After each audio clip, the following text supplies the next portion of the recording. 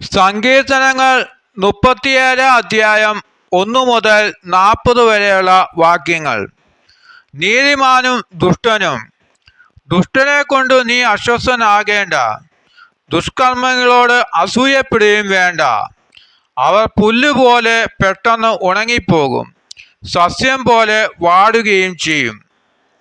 ദൈവത്തിൽ വിശ്വാസം അർപ്പിച്ച് നന്മ ചെയ്യുക, അപ്പോൾ ഭൂമിയിൽ സുരക്ഷിതനായി വസിക്കാം. കർത്താവിൽ ആനന്ദിക്കുക, അവിടുന്ന് നിന്റെ ആഗ്രഹങ്ങൾ സാധിച്ചു തരും. നിന്റെ ജീവിതം കർത്താവിന് ഫലമേൽപ്പിക്കുക. കർത്താവിൽ വിശ്വാസം അർപ്പിക്കുക, അവിടുന്ന് നോക്കിക്കൊള്ളും. അവിടുന്ന് പ്രകാശം പോലെ നിനക്ക് നീതി നടത്തി തരും, മധ്യാഹ്നം പോലെ നിന്റെ അവകാശവും. കർത്താവിൻ്റെ മുമ്പിൽ സ്വസ്ഥനായിരിക്കുക, ക്ഷമാപൂർവം അവിടുത്തെ കാത്തിരിക്കുക. ദുഷ്ടമാർഗം അവലംബിച്ച് അഭിവൃദ്ധിപ്പെടുന്നവനെ കണ്ട് അസ്വസ്ഥനാകേണ്ട. കോപത്തിൽ നിന്ന് അകന്നു നിൽക്കുക, ക്രോധം വെടിയുക, പരിഭവിക്കാതിരിക്കുക, അത് തിന്മയിലേക്ക് മാത്രമേ നയിക്കൂ. ദുഷ്ടർ വിച്ഛേദിക്കപ്പെടും, കർത്താവിനെ കാത്തിരിക്കുന്നവർ ഭൂമി കൈവശമാക്കും. അല്പസമയം കഴിഞ്ഞാൽ ദുഷ്ടൻ ഇല്ലാതാകും, അവൻ്റെ സ്ഥലത്ത് എത്ര അന്വേഷിച്ചാലും അവനെ കാണുകയില്ല. എന്നാൽ ശാന്തശീലർ ഭൂമി കൈവശമാക്കും, ഐശ്വര്യത്തികവിൽ അവർ ആനന്ദിക്കും.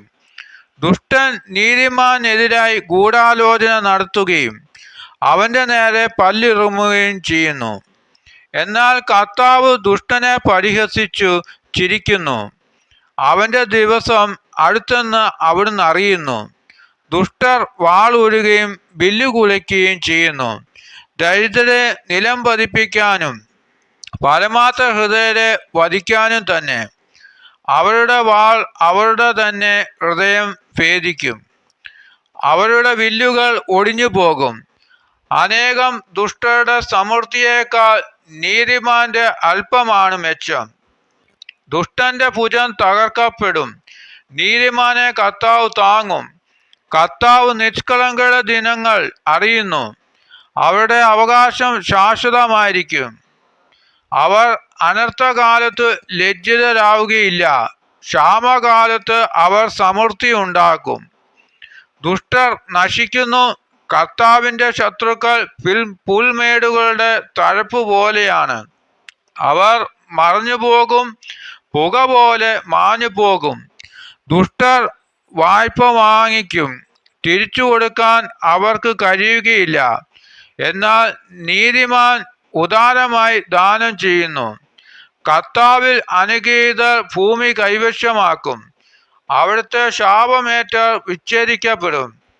മനുഷ്യന്റെ പാദങ്ങളെ നയിക്കുന്നത് കർത്താവാണ്, തനിക്ക് പ്രീതികരമായി ചരിക്കുന്നവനെ അവിടുന്ന് സുസ്ഥിരനാകും. അവൻ വീണേക്കാം, എന്നാൽ അത് മാരകമായിരിക്കുകയില്ല.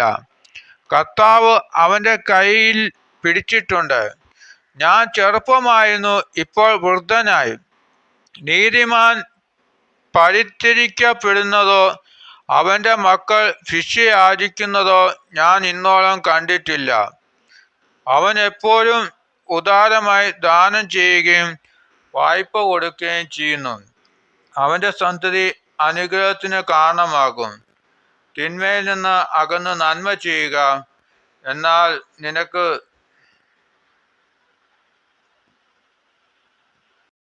തിന്മയിൽ നിന്ന് അകന്ന് നന്മ ചെയ്യുക, എന്നാൽ നിനക്ക് സ്ഥിരപ്രതിഷ്ഠ ലഭിക്കും.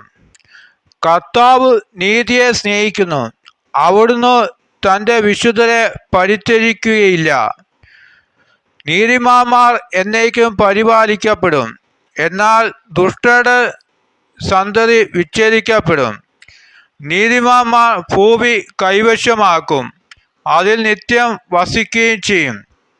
നീതിമാന്റെ അധരങ്ങൾ ജ്ഞാനം സംസാരിക്കുന്നു, അവൻ്റെ നാവിൽ നിന്ന് നീതി ഉതിരുന്നു. ദൈവത്തിൻ്റെ നിയമം അവൻ്റെ ഹൃദയത്തിൽ കാലടികൾ വഴുതുന്നില്ല. ദുഷ്ടൻ നീതിമാനെ നിരീക്ഷിച്ചു കൊണ്ടിരിക്കുന്നു, അവനെ വധിക്കാൻ തക്കം നോക്കുന്നു.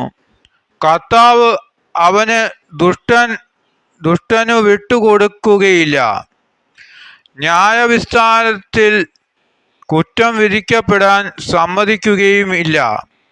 കർത്താവിനെ കാത്തിരിക്കുക, അവിടുത്തെ മാർഗത്തിൽ ചരിക്കുക. ഭൂമി അവകാശമായി തന്ന് അവിടുന്ന് നിന്നെ ആദരിക്കും. ദുഷ്ടരുടെ നാശം നീ കാണും.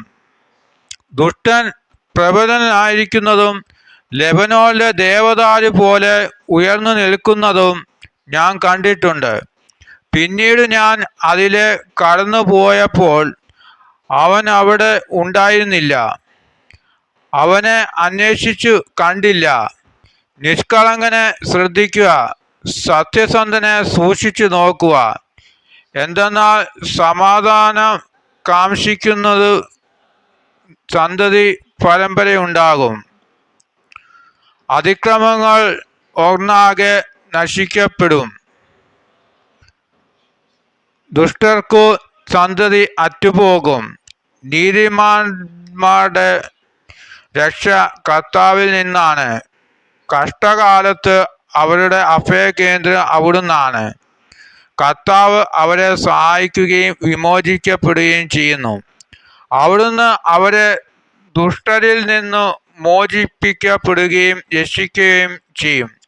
കർത്താവിലാണ് അവർ അഭയം തേടുന്നത്.